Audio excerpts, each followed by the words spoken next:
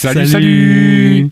Vous écoutez le podcast de 94 degrés à l'ombre. 94 degrés à l'ombre, c'est une émission de radio diffusée à Rennes et alentour qui consiste à partager des messages, des morceaux entre les prisonniers et prisonnières et leurs proches. Et aussi dans une deuxième partie de l'émission qu'on vous partage, on discute de l'enfermement, de la lutte contre l'enfermement, contre les prisons, sous toutes leurs formes. Et voilà. Vous pouvez nous contacter au 02 99 52 77 66 tous les dimanches de 10h à 11h45 pour laisser vos messages ou discuter avec nous. Et aussi, vous pouvez nous envoyer des lettres au 6 Cours des Alliés, 35 000 Rennes, Canal B, 94 degrés.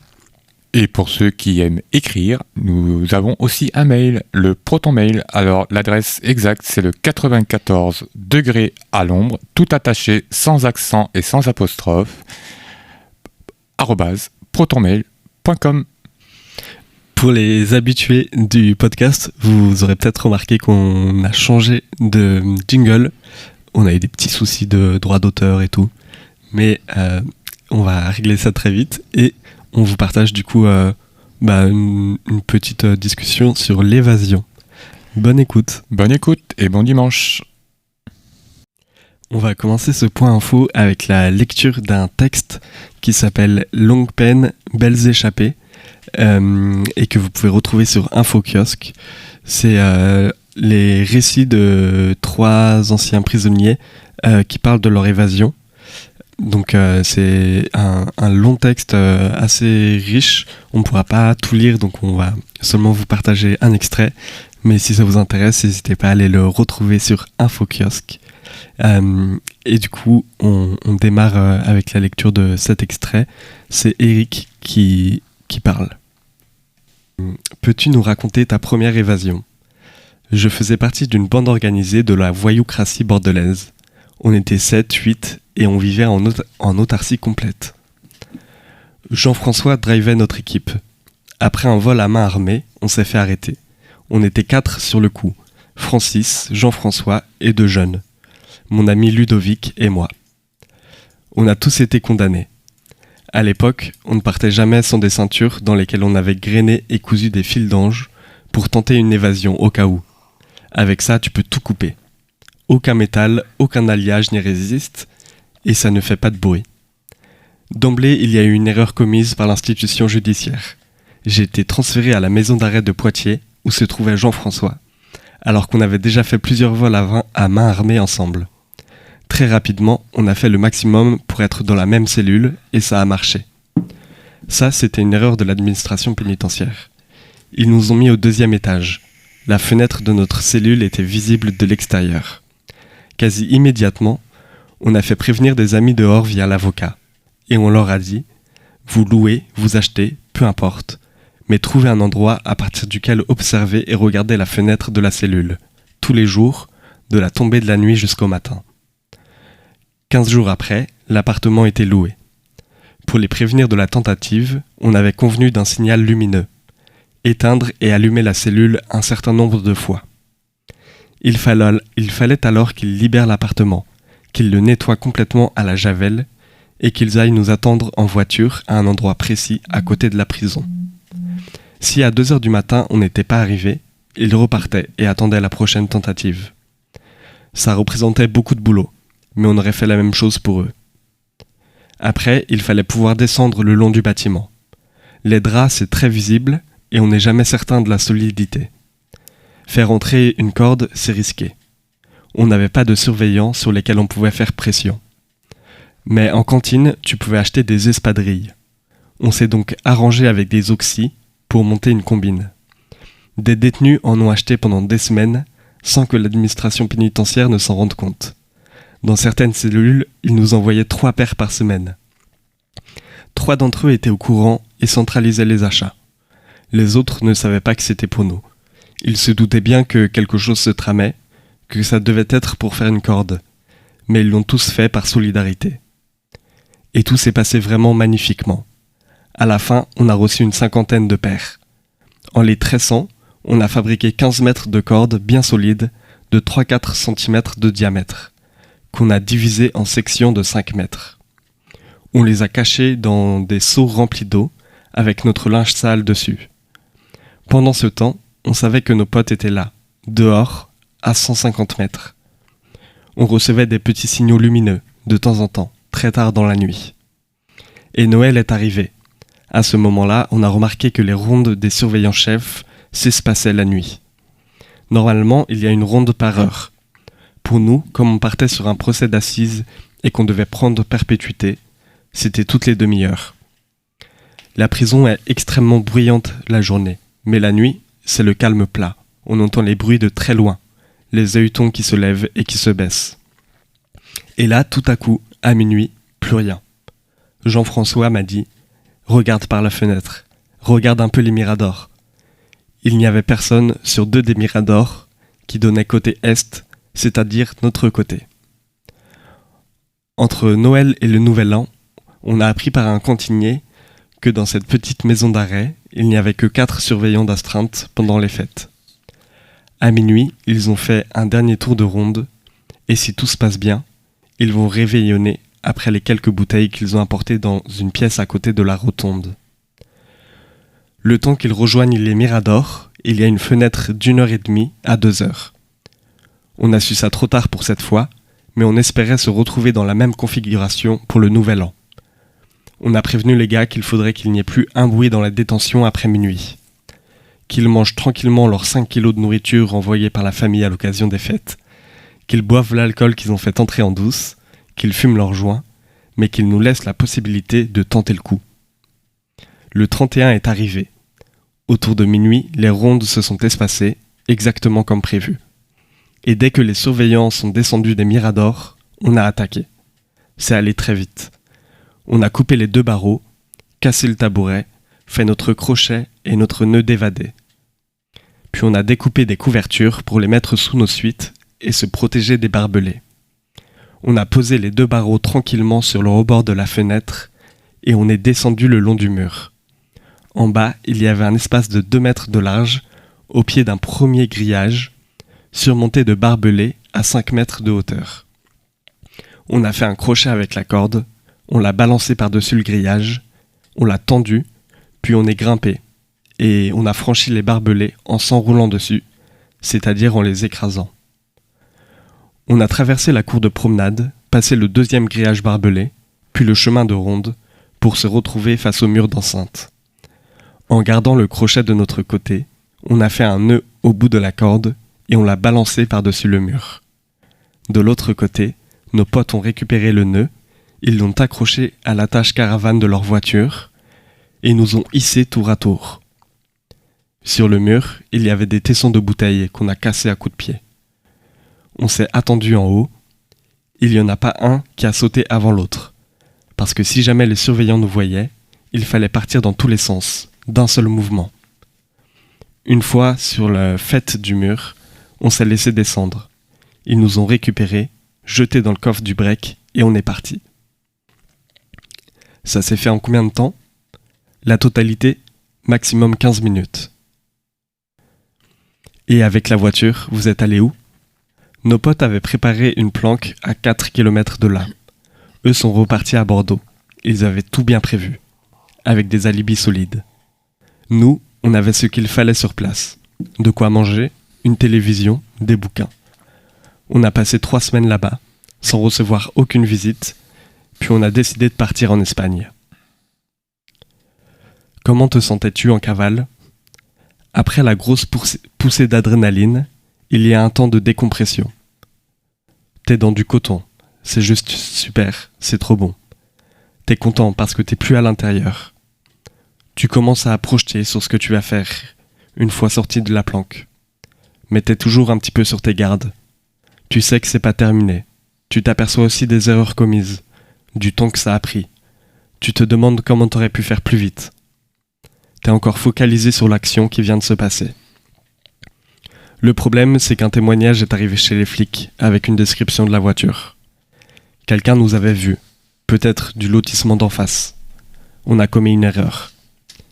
Il y aurait dû y avoir 1 ou 2 véhicules relais, même pour les quelques kilomètres qui séparent le mur de la planque. En France, il y a une gendarmerie tous les 25 kilomètres.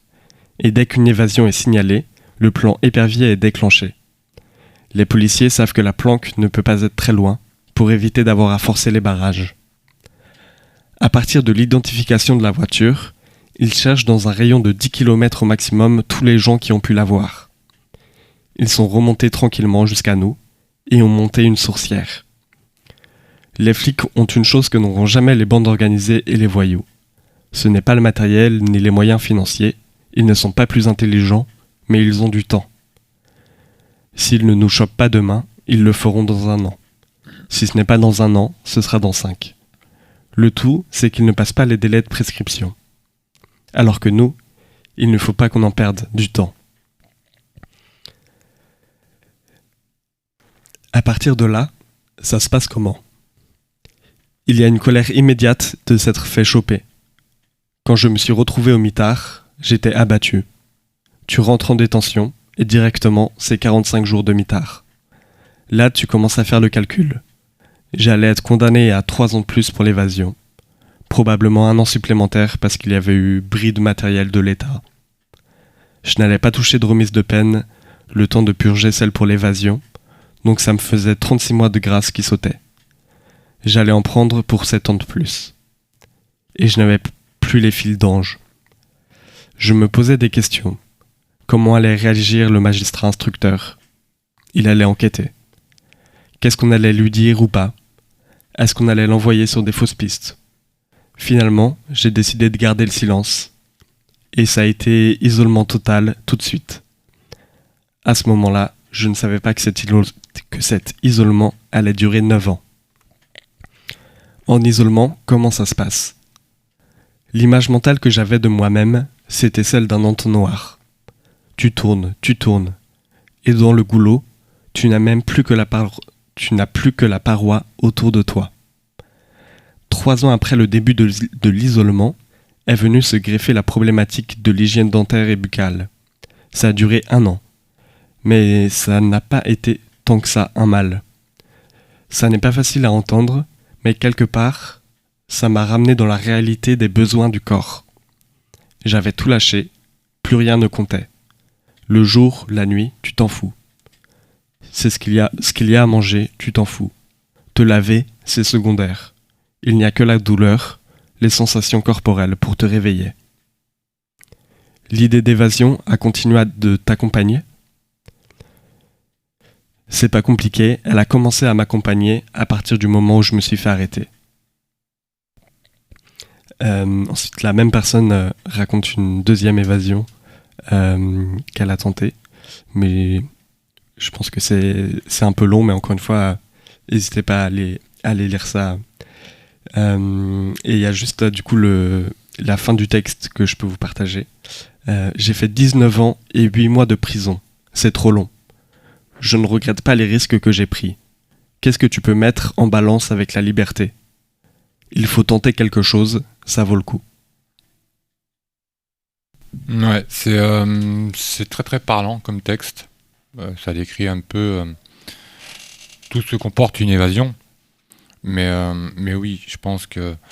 Bon, en tout cas, moi, pareil, c'est du vécu, je peux en parler. Je me suis évadé à de multiples reprises. Et c'est clair que ça trotte dans toutes les têtes des personnes condamnées. C'est-à-dire que dès lors où vous êtes incarcéré, que vous arrivez au quartier arrivant, vous avez les yeux qui se baladent un peu sur le décor et clairement, même sans chercher la faille, vous essayez de chercher la faille. Donc c'est-à-dire que dès que vous captez un petit grillage qui est facile à percer, ou il y a plein de choses, c'est l'administration pénitentiaire se croit parfois croit pouvoir tout calculer, mais quand on y réfléchit bien ou quand on regarde un peu ce qui nous entoure, on voit un peu certaines failles qui peuvent être exploitées et c'est tout à fait naturel pour une personne condamnée de penser à se faire la malle, parce que l'enfermement n'est pas quelque chose d'humain en soi. Les humains ne sont pas faits pour tourner en cage. Donc essayez d'enfermer un animal et vous allez voir s'il ne va pas essayer de sortir. Donc ça, c'est pour déjà expliquer les choses sur sur pourquoi les personnes cherchent constamment à s'évader. C'est contre nature déjà d'enfermer les gens. Alors je suis pas contre l'idée d'effectuer une peine de prison quand tu as fait une bêtise. Voilà. Il y a des gens qui pensent que oui, c'est normal, il y a des gens qui pensent que non, c'est pas normal. Moi, je pense que c'est normal de réparer en fait la bêtise que t'as pu faire dans le passé. Mais c'est normal aussi de s'évader. Surtout quand on connaît les conditions de détention qui sont actuelles sur notre territoire. Et je parle pas que de Vaison-le-Coquet parce que voilà, moi j'y ai tourné pas mal. Mais c'est le cas dans toutes les prisons, quand tu vois qu'il y a des cafards, de la moisissure, que ta santé clairement elle est menacée. Combien de mecs j'ai vus avec des kystes, avec des infections pulmonaires, des cafards qui te rentrent dans l'oreille et dans tous les orifices la nuit, tu peux même pas dormir. Voilà, déjà ça joue sur le plan psychologique et aussi même la nourriture qui est clairement dégueulasse, infâme, préparée par des bouchers. Tout sauf des cuistots. En fait, c'est simple, il faut rien sur place, c'est de l'assemblage. Mais bon, alors j'entends souvent les gens se plaindre de la bouffe d'hôpital, mais c'est clair qu'ils n'ont pas vu celle de nos prisons. Et pourtant, le gouvernement a un budget pour ça. Mais bon, bref, on va pas revenir là-dessus. Mais oui, et puis même, il y a les menaces et intimidations de l'administration pénitentiaire qui sont monnaie courante. Parce que même si vous êtes un détenu calme, et sans grande véhémence vis-à-vis de l'administration pénitentiaire, il y a toujours, on vient quand même te chercher des poux. C'est-à-dire qu'on vient t'embêter, on vient te ralentir ton courrier, on te coupe tes appels téléphoniques. Et moi, c'est comme ça que j'ai un peu évolué, parce qu'au début, j'étais tout gentil, tout calme. Et en fait, t'as rien quand c'est comme ça, en fait, parce que en fait, quand tu fais pas de bruit, ils se disent, les surveillants, en gros, ils font pas de bruit, vas-y, on va le laisser. Donc en fait, ils font leur petit bail de leur côté et en fait, ils t'ignorent. Et quand tu leur demandes quelque chose, ils te donnent rien, puisque tu dis rien. Donc c'est un peu la façon de penser de la pénitentiaire. Donc si tu tapes pas un peu du poing sur la table et que tu exprimes pas un peu tes idées, t'es mort dans le film. Et il faut surtout pas se laisser endormir par la pénitentiaire.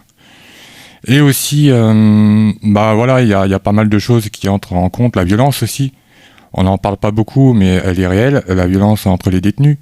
C'est-à-dire que non seulement les agents pénitentiaires et la pénitentiaire, le système carcéral te menace au quotidien, et des fois ils menacent même ta famille. Parce que clairement, un détenu qui est soutenu à l'extérieur, c'est un détenu qui gêne l'administration pénitentiaire, parce que quand il y a de la famille derrière toi qui peut effectuer des recours, des requêtes, saisir le parquet par rapport à un manque de respect ou même certains parfois des délits ou des crimes qui ont lieu dans les prisons, un détenu isolé, c'est un détenu malléable. Donc voilà, et aussi je trouve que c'est normal de s'évader. C'est tout à fait humain. Et c'est un combat permanent pour la survie. C'est-à-dire que quand on voit comment on traite les gens dans les prisons, vouloir s'évader, c'est un acte de survie. Et alors il y a deux évasions pour moi.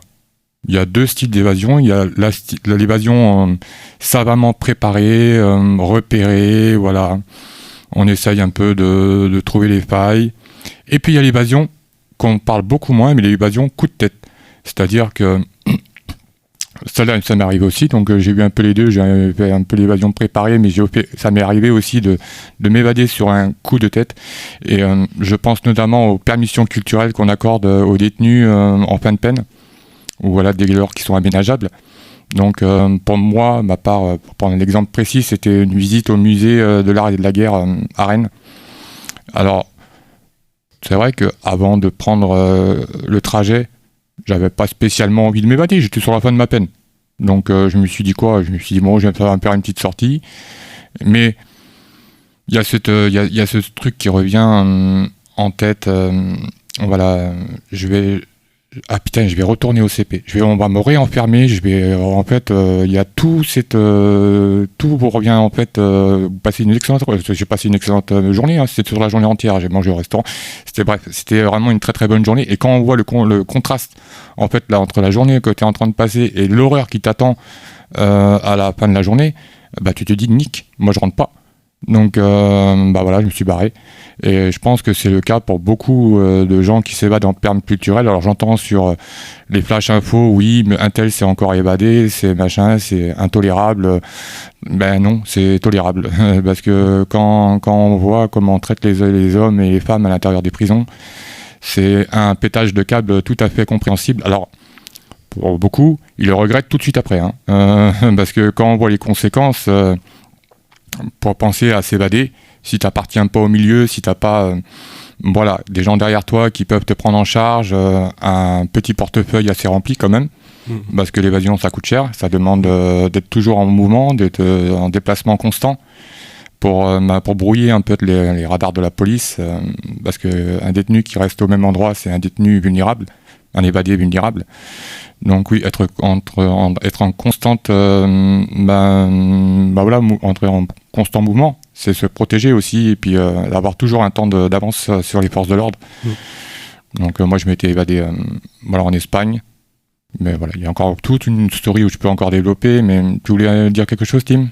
Non, juste ce que tu disais juste avant, ça me faisait penser que je pense que l'objet de notre point info là, c'est pas du tout de vous dire évadez-vous. Ah non, au contraire. Ne vous évadez pas. Enfin, déjà, on n'a pas de conseils à vous donner. Et en plus, on veut pas de problème non plus. Ouais, non, mais c'est juste pour expliquer en fait ce qui amène en fait à ce raisonnement-là en fait. Oui, et je pense, peut-être ça rejoint ce que tu disais, mais il peut y avoir un petit peu une romantisation aussi de l'évasion et de la cavale, alors que ce qui ressort des témoignages, c'est que c'est quand même hyper violent. C'est très très violent, c'est même la paranoïa, tout ça s'installe parce que vous avez beau être regardé par exemple, je vais dire une bêtise, mais juste un exemple. Vous êtes là, vous êtes dans la rue, il y a une femme ou un homme qui vous regarde de manière persistante. Tout de suite, vous allez vous dire putain, c'est un agent civil, ça y est, je me suis fait remonter. Et voilà, donc même dès que tu vois une voiture de police, ça y est, alors ça c'est un truc. Le matin, même à toute heure de la nuit, parce tu sais pas à quelle heure tu vas te faire lever ou tu vas te faire péter ta porte pour une interpellation en bonne et due forme ou pas. Mais voilà, donc c'est très très compliqué à gérer sous le plan psychologique.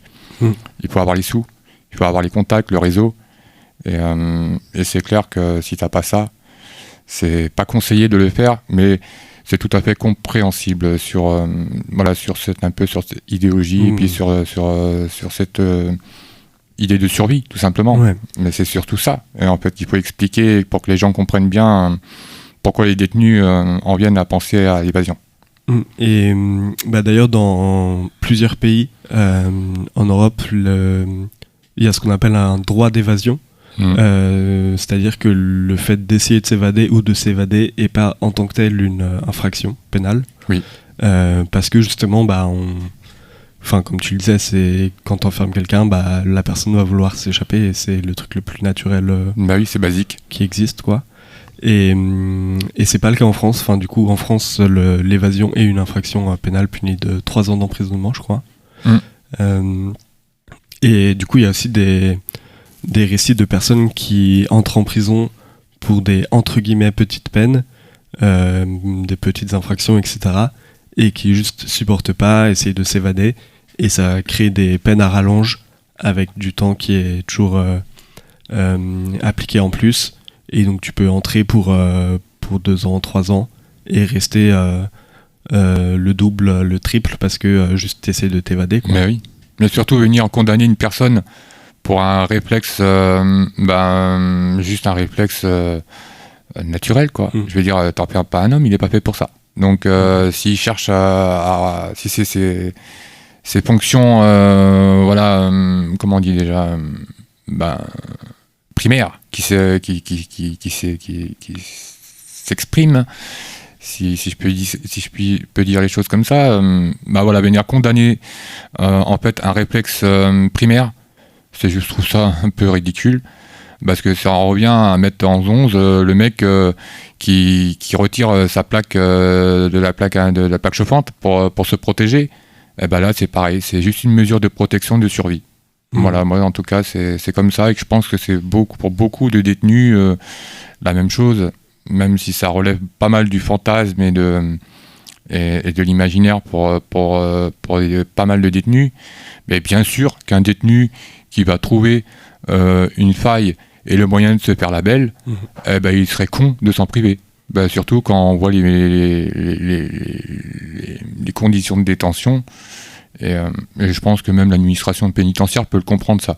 C'est-à-dire que quand on voit la violence entre les détenus, les menaces, oui, toi tu me dois ça, toi je vais te niquer, voilà, c'est souvent ça en détention. Alors en plus, ça rajoute les menaces et les intimidations des surveillants, le fait que vous ne voyez pas votre famille, parce que ça on n'en parle pas, ou du moins peu, mais les liens familiaux qui sont rompus, souvent par des lieux de détention qui sont éloignés je pense à toutes les femmes qui sont au CPF, mais c'est vrai aussi pour tous les centres pénitentiaires des hommes, où il y a pas mal d'hommes qui sont loin de leur famille, et alors ils pensent souvent, à tort, qu'en s'évadant, ils vont rejoindre leur famille, mais non.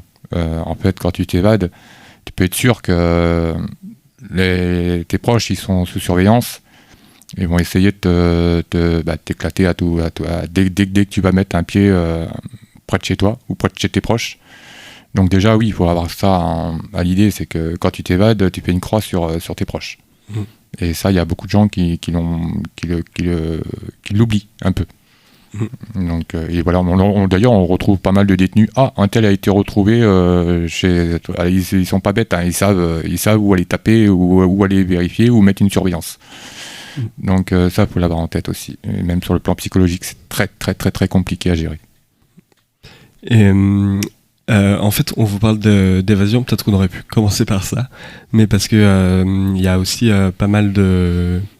Enfin, c'est dans l'actualité, pas mal de détenus qui se sont évadés récemment, notamment à Rennes. Oui, notamment à Rennes. Et d'ailleurs, salut à Brahimi, qui a été limogé de ses fonctions, mais pas pour les raisons qu'on évoque dans la presse. Voilà, c'est juste ça. Je sais pas à quel moment, j'ai l'info. Mais en tout cas, MDR, quoi. Mais du coup, il y a eu un détenu de 37 ans... qui s'est évadé à Rennes la semaine dernière, et qui a été rattrapé très vite, le lendemain, je crois. Oui, c'est ça, c'est le lendemain. Donc grosse force à lui en tout cas. Comme ça ressort de ce qu'on a lu avant et tout ça, il y a toujours une grosse répression qui prend souvent la forme d'une vengeance. Et surtout, tu prends du lourd. Hein. Je veux dire, moi j'ai pris 2 piges pour évasion. J'ai l'impression en fait que l'administration pénitentiaire, en plus moi comme il n'y a pas eu de violence, en fait ils sont même pas aperçus, ils sont aperçus sur mes évasions, voilà préparées, ils sont aperçus au petit matin, quoi. C'est-à-dire que au moment où ils veulent ouvrir la porte pour m'apporter le truc, plus personne. Donc je pense que quand l'administration pénitentiaire se sent un peu ridiculisée, c'est un peu le moyen de venir sanctionner. Tiens, tu nous as pris pour un con, tiens, bouffe. Voilà, je pense que c'est pour ça que ça condamne en France et pas dans les pays auxquels tu faisais référence tout à l'heure. Et pareil à Reims. À Reims, il y a 2 personnes qui se sont évadées dans la nuit de jeudi à vendredi, avec une personne pareil qui s'est fait rattraper le lendemain, et une personne qui est toujours dehors. Donc pareil, grosse force à ces personnes, et voilà. Et à leur famille aussi. Parce que forcément on pense aux familles, hein. Moi j'y pense souvent dans mon action et dans mon engagement, mais oui, forcément c'est une inquiétude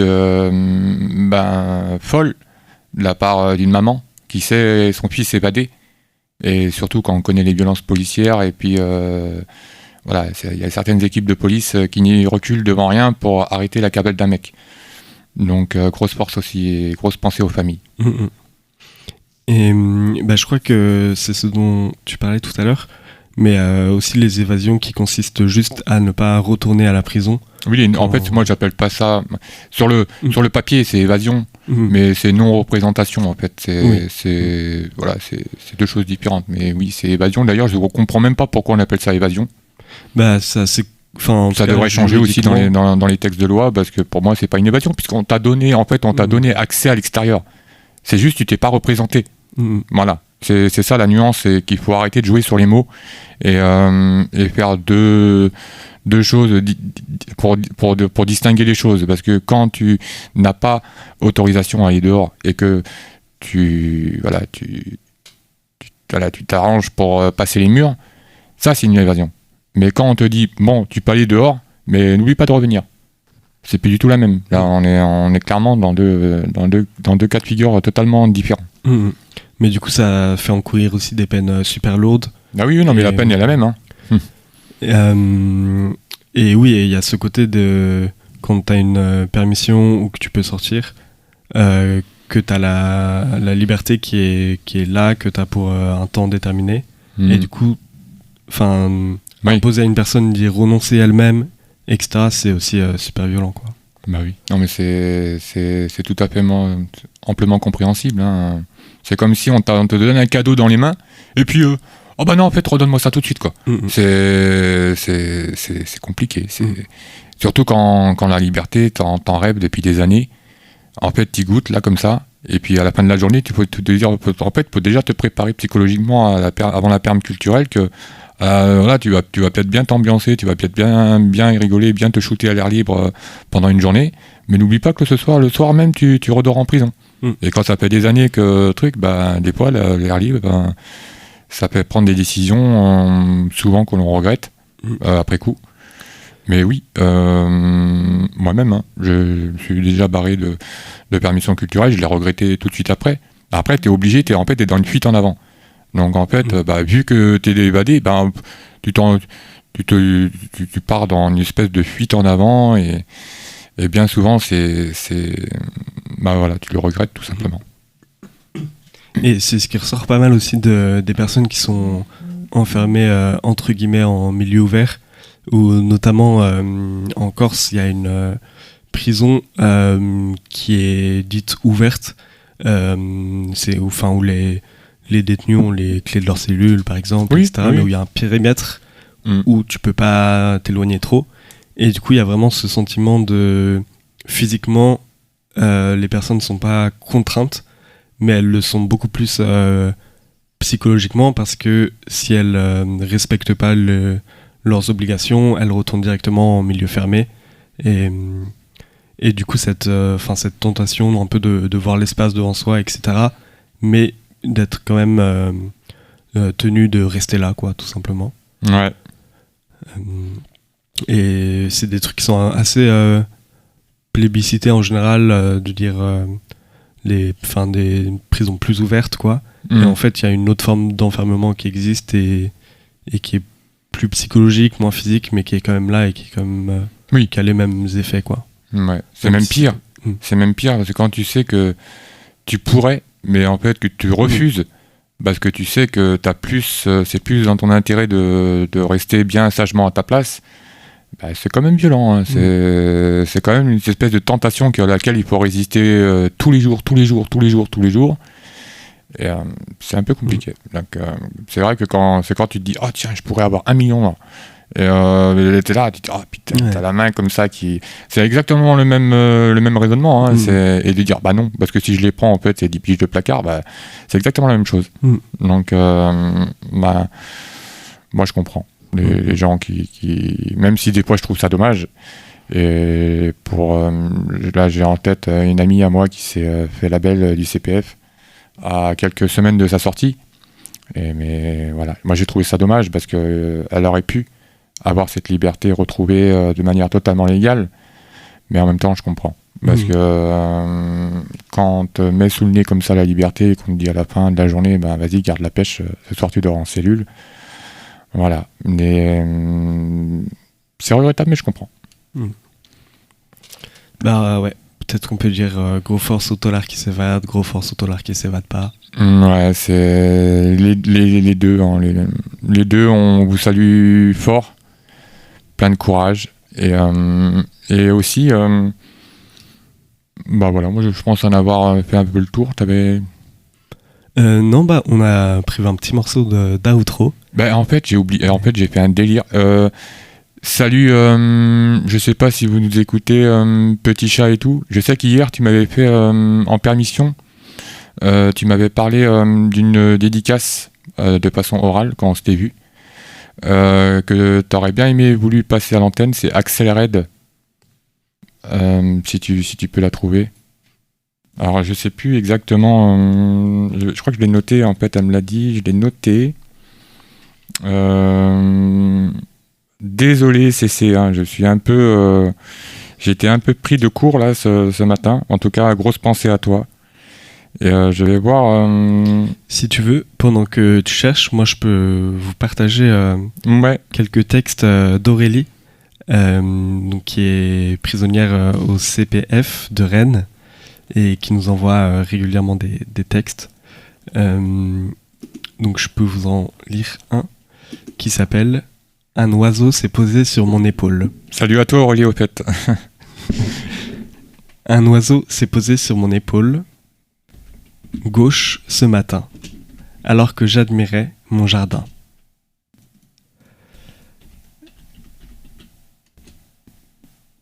Je ne m'attendais pas à ce qu'il soit sur moi, car d'habitude, cet oiseau ne m'approche pas. J'ai essayé de l'apprivoiser à plusieurs reprises le soir. Mais ce matin, je ne l'ai pas vu voler autour de moi.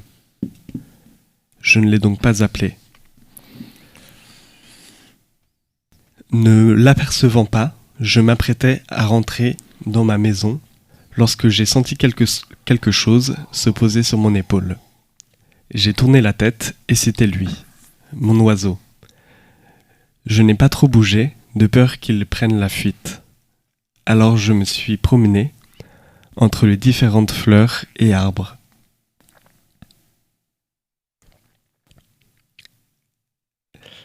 Ceux-ci, ce sont les jacinthes. Là, c'est le pommier. Peut-être me diriez-vous que je suis folle de parler à cet oiseau. Qu'importe, cela me faisait du bien. Je l'ai fixé droit dans les yeux, et c'est à ce moment-là qu'il a décidé de prendre son envol. Vole, vole, mon petit oiseau. À bientôt. Reviens quand tu veux, lui lançai-je. Vais-je te revoir ? Voilà, du coup, c'était un texte écrit par Aurélie du CPF de Rennes qu'on salue. Moi, je suis toujours admiratif devant les textes d'Aurélie. En tout cas, comme j'ai pu te le dire dans d'autres émissions, Aurélie, n'abandonne jamais l'écriture parce que je trouve que tu as un talent particulier et c'est cool de pouvoir de constater qu'il y a des textes comme ça qui naissent en détention. Et grosse force à toi, bisous et courage à toi pour cette semaine et rendez-vous la semaine prochaine où on aura encore le plaisir d'en repartager d'autres. Et aussi, voilà, j'ai retrouvé le son d'outro du coup qu'on va passer, qui était une dédicace à la base, que CC m'a dit de manière orale hier, mais que j'ai totalement squeezé. Donc désolé, il s'agit de Axel Red, parce que c'est toi. Je sais pas si tu l'as... Normalement tu l'as sur Spotify. Voilà, en tout cas, mille excuses. Et voilà, bon dimanche. Bon dimanche. En espérant que cette émission vous donne un peu d'évasion, pour ne pas faire de jeu de mots, mauvais jeu de mots, mais voilà, en tout cas, on espère que vous vous évadez grâce à 94 degrés, chaque dimanche.